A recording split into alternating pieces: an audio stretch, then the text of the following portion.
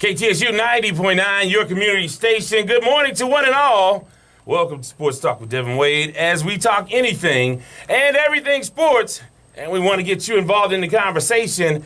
And the way to do that is give me a call, 713-313-4354, 713-313-4354. In addition to that, you can tweet me at Wade's Word, WADESWORD. And, of course, you can find me on Facebook, the Sports Talk with Devan Wade page and group. Well, a couple things going on. Obviously, it's a big weekend, Juneteenth weekend, Father's Day weekend, and Game 7, Game 7 of the NBA Finals. So I know, I had Golden State in 6. I have a lot of thoughts because some things transpired that we weren't aware of when we went off the air last Saturday. Pertaining to Draymond Green and the like. But we'll talk about games 5 and 6 and whatever else you want to talk about. You can get your shots in, get your predictions in if you'd like, and let us know who you think will pull out Game 7. Now, in addition to that, it's a Father's Day weekend. So we've done Father's Day, the best father-son tandems in sports history. And we've talked about some of the more famous fathers and sons who were able to make it to the highest level of athletics. But we can go into a few of those, or your favorite tandem, or the most successful tandem. I think it's pretty much, I don't know, we'll have that discussion. As I think out loud, we'll have that discussion.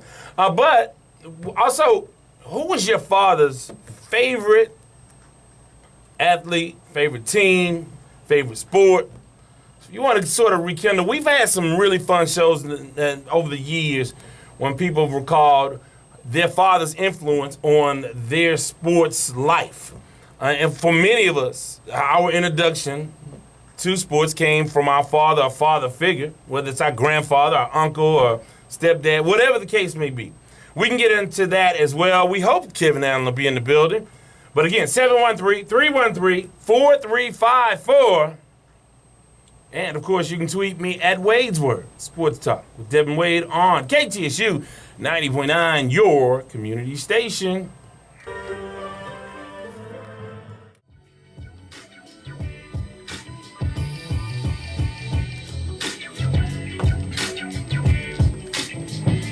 KTSU 90.9, your community station. Good morning, good morning, good morning. And in studio, our guest, Kevin Allen, Silver Fox. I was going to have LeBron, but I bumped LeBron for you. That was a wild choice. Wild choice. Well, a lot of people want to get at me because they obviously... they know, that I have not been the advocate for LeBron James. So, we'll get into that.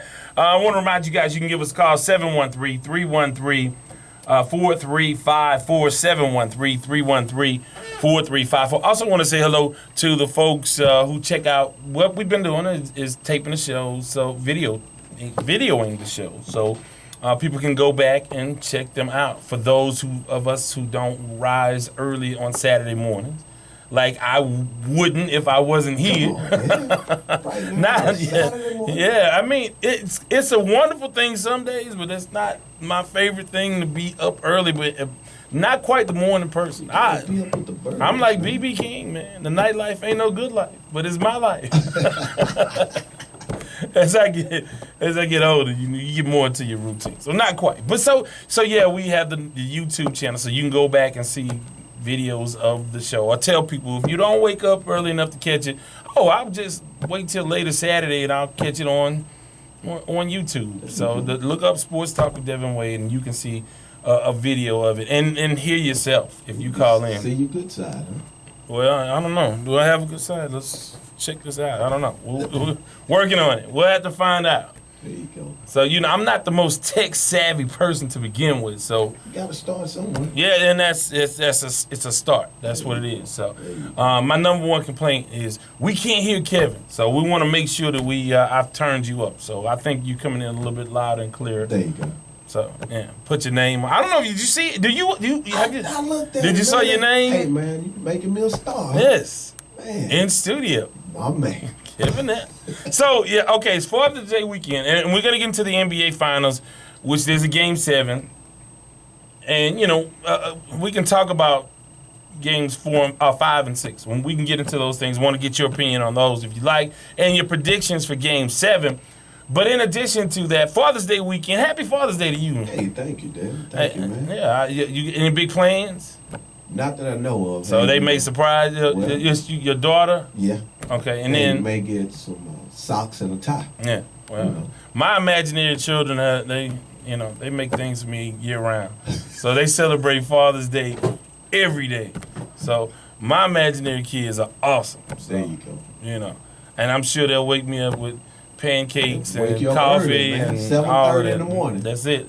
I'll do it for Father's Day for my imaginary children. So, no, we want to ask folks, and we've had some really wonderful shows. As people have been able to reminisce and talk about their father's favorite teams or favorite sports or how they're tied to sports. And I've shared a number of stories through the years of the teams that I shared in common with my dad and the teams that I didn't. For me, you talk college football. He loved Barry Switzer and the Sooners. I was Nebraska when that was a big rival. Right. Those sorts of things. We both shared our disdain for the Cowboys. So that was, But every team he was not a big basketball guy. He was not a big basketball fan. That was his and he was football, boxing mostly. That's pretty much my dad was boxing and baseball. Yeah. So now my dad didn't. He liked old baseball. He was nostalgic about baseball. He wasn't as big of a. I mean, obviously in our household, anytime a Houston team did well, everybody was in on it. So it was a big thing. So boxing, I remember going to the Sugar Ray Roberto Duran closed circuit screening at Summit. It was not, you couldn't get in your home. Pay-per-view was out of there. You know what I looked up, and I don't know if I mentioned this a couple weeks ago or months ago, whatever. Do you realize, I want to say the Sugar Ray Leonard Marvin Hagler fight, which was a huge fight. It happened on like a Monday. It was April 6, 1987, which was like a Monday. And I keep reviewing it, and I don't remember that being on a Monday. But it was like a Monday. It was a weeknight. It wasn't on a Friday or Saturday or Sunday. And I'm like, wow, how did that happen? Like, that would never happen these days with everything catered to television. So you can get in on any of those things and share your stories and your anecdotes, whatever you have as it pertains to that. And you can give me your opinion on Game 7. Let's go back. When we got off the air last week, Draymond Green was not suspended. Was not suspended. And neither one of us really seriously thought that he would be. Right. But I guess we underestimated the power of LeBron in the league office. What was your take? Let's go back to that. Because again, in Game 5, what an incredible performance by LeBron James and Kyrie Irving. Just Kyrie, man, was lights out. He was on fire. It's just an unbelievable performance by both of those guys in that game. But go back to the thought process for why do you suspend Draymond Green in Game 5? I wouldn't, but when you look at it, TV ratings, and wanted to go a long time going to try and get to a Game 7. So you take him out of the equation there, and Cleveland, now their chances are a whole lot different. So they took advantage of it, went back home, held court. Now we are where we are. Right. One game. And and I'll say this for Golden State, the most disappointing player has been Harrison Barnes. 2 for his last 22 from the field, and I don't know what you do in that situation. We can get more into that. I do think now, this conspiracy theory with the NBA, it just never goes away. It never. It's not coming from me. It's not coming from you. But you start to hear whispers in the media. A couple media people came out and really said that this doesn't feel right. Right.